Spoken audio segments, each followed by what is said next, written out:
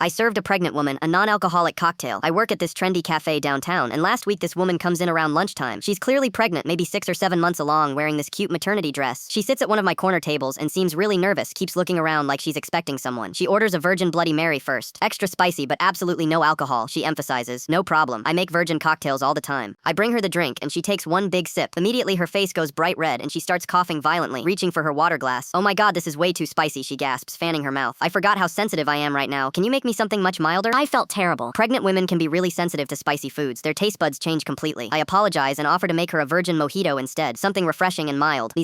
Actually, you know what? Forget the virgin part, she says suddenly. Just make it a regular mojito with rum. I pause and stare at her. You want the alcoholic version? Yes, I really need something to calm my nerves today. I'm meeting someone important. I'm completely torn. Legally, I have to serve her if she's an adult, but morally, this feels so wrong. I make the mojito, but I barely put any rum in it. Maybe like a quarter of what I normally would. She takes a sip and immediately calls me back over. Excuse me, but this literally tastes like mint water. Are you watering down my drinks because I'm pregnant? Other customers start turning to look at our conversation. I'm getting mortified and don't know what to say. I'm so sorry, I'll remake it properly, I stammer. This time, I put the normal amount of rum in. She takes a sip, nods approvingly, and seems much more relaxed. 20 minutes later, she flags me down again and orders another mojito. Then 30 minutes after that, she orders a third one. By her fourth drink, she's getting noticeably loud, laughing at everything and stumbling when she walks to the bathroom. Other customers are openly staring and whispering to each other. I can hear people saying things like, "That's so irresponsible and someone should call someone." The tension in the cafe is getting thick. This group of moms at the table behind her keeps shooting dirty looks and making comments just loud enough for everyone to hear. One of them even pulls out her phone like she's recording or calling someone. My manager notices the commotion and comes over to ask what's happening. I explain the situation quietly and he looks just as conflicted as I am. "We can't legally refuse service," he whispers, "but this is making other customers really uncomfortable." That's when things get even more awkward. She starts talking really loudly on her phone about her pregnancy cravings and how she deserves to relax. People are literally getting up and moving to different tables. Finally, this older gentleman at the table next to her can't take it anymore. He approaches her table very politely. "Excuse me, miss, but should you really be drinking alcohol in your current condition?" She looks up at him and starts laughing really loudly. "What condition exactly?" "Well, you're clearly pregnant," he says, looking confused and concerned. She stands up slowly, looks around the entire cafe to make sure everyone's watching, then lifts up her maternity dress and pulls out a completely fake pregnancy belly. The whole thing just slides right out. The entire cafe goes dead silent. You could hear a pin drop. "I'm an actor and I have an important audition tomorrow morning," she announces to everyone. The role is a pregnant woman dealing with alcoholism and addiction issues. I needed to understand exactly how people would react to seeing a pregnant woman drinking in public. She points directly at the older gentleman. "Congratulations, sir. You're literally the only person in this entire cafe who actually said something." Everyone else just whispered and judged from a distance. The moms who were recording look absolutely mortified. One of them actually apologizes out loud. I'm standing there with my mouth completely open, realizing I'd been feeling guilty about enabling what I thought was harmful behavior when it was actually just research for a theater role. She left me a massive tip and a handwritten note that said, "Thank you so much for the acting practice today. The guilt and conflict on your face was absolutely perfect character research for my audition. You're gonna make me nail this role."